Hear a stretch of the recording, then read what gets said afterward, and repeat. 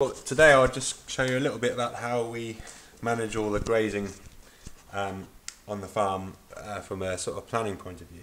And what we do is use this holistic tool called the Holistic Planned Grazing Chart. I think it's called something like that. It's probably got a sexier name than that. And it's a really useful tool. It comes from the from Sandhurst, so from the military planning, because you've got so much going on the farm, and how do you sort of get it all down in one place and think about it? So and yeah, obviously in Sandhurst they've got battles and they've got everything going on in one place there, and it's the same scenario. So Alan Savory, I think, did his training, military training over there, and that's where he picked it from. So I'll try and explain how it works. So across the top there we've got the months. So every single day of the year represents one of these grids, and then down the side here we've got all the fields and all their areas, what's going on there. Then right at the bottom here we've got the animal groups. So that's ewes, ewe lambs, the flood. So we've got some some barren ewe lambs and some dairy cows. We've got bed and breakfast cattle, and later on we're going to have fat lambs and store lambs in the system. So we've got, that's what goes on. Then I've got along here, I've worked out how many days rest I want to be on according to the time of year, which is sort of loosely related to how fast the grass has grown in the past few years. So it gives me a rough idea as to how many days rest I want. And I could be putting in things like what we've got there, rainfall, soil temperature, etc. And as we go on, we'll hone down on that a bit more. So the first thing I do is to work out the sort of the stock tasks and the holidays and things that are going to affect the whole farm.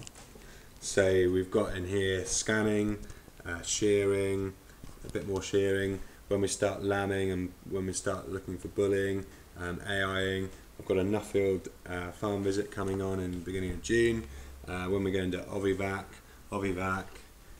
weaning, when we start thinking about winter grazing, TV testing, all that sort of stuff. So we put in all the things that are happening across the whole farm. First of all, it's the very first thing we put. So for example, we've got this, when we got this Nuffield tour, I've put a line all the way down here, so we can, when we're thinking about what we're going to do on the fields, we know there's something going on there on the farm that we need to think about.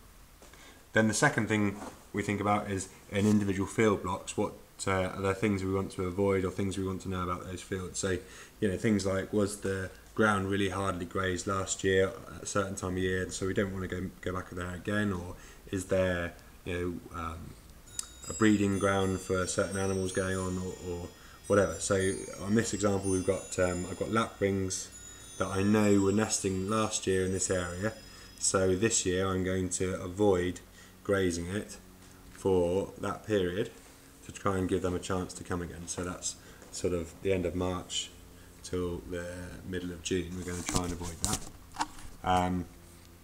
This field here, it's coming out of grass this summer, so I want to graze it really hard or silage it hard, so that in July I can then put some turnips in or some Swedes or something in, so I know I want to graze that hard.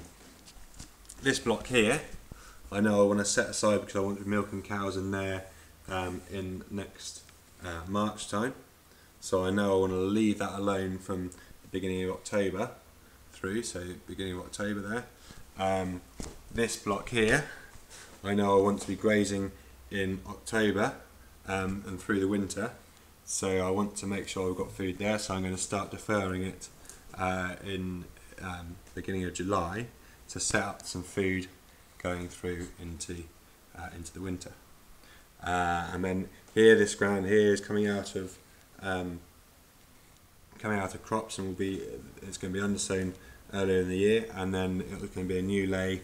Is going to have we're going to chop our straw, so we know we're going to need to hit that fairly hard just to get that chopped straw off to let the grass get away. So those are the sort of things that are happening across the whole farm, across every single field that we need to think about.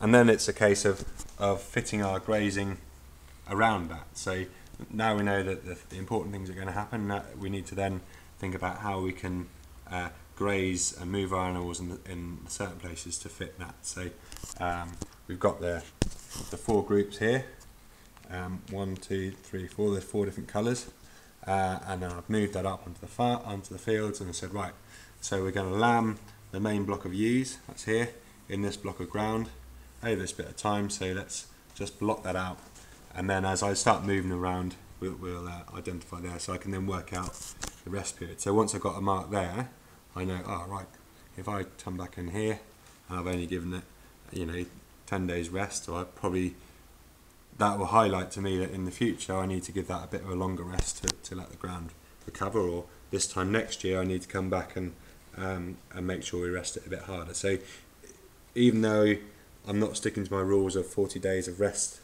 up here, because I know I'm going to have ewes and lambs in there for quite a long time, if I know I've done that, then next year I can make sure and give that ground a bit more respect. So there are some certain rules, but if you break them, you know what you've done about it, and you've recorded it, so you can see what's going on everywhere. Yeah, so that's how we're doing, and then we've worked out here how long. So this field here is hec field, and it's 11 hectares, and we want to be in there for however many days that is. 1, 2, 3, 4, 5, 6, 7, 8, 9, 10, 11, 12. Where have we got to? 13, 14, 15. However many days? 15 days. So the blocks, the number of animals has said, well, if we're in there for about 15 days, we'll be about right. So we've worked that out, and that was a plan. And now what's actually happening is we've written that then in black to say what's actually happening. So we've highlighted that. So now when we come back, we'll know that when we had animals in there, and then you can see the next time the animal's going to be in there. So then if we hit that right, we'll get the rest period right. So that's kind of it's a bit of a complicated thing, but it's really, really useful. So that's how we're going. We'll probably come back and explain it a bit more in time, but it's a really useful tool.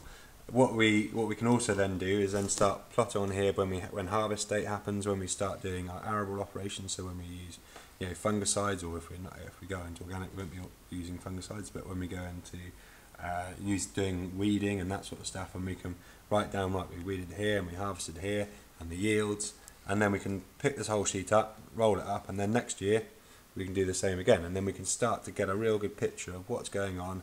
And things like, so say we shear today, and then we start writing down when our first case of mastitis come, then we can say, oh well, was there something to do with that shearing that then brought on mastitis or blowfly, or what was critical? Is there things with our management tasks that then create things with the animals, and if we can locate the 2 of those, then we've got a chance of being able to solve a problem, so we can start to see a lot more. So yeah, a really useful tool, and hopefully we'll explain a bit more of it as we go on through the year.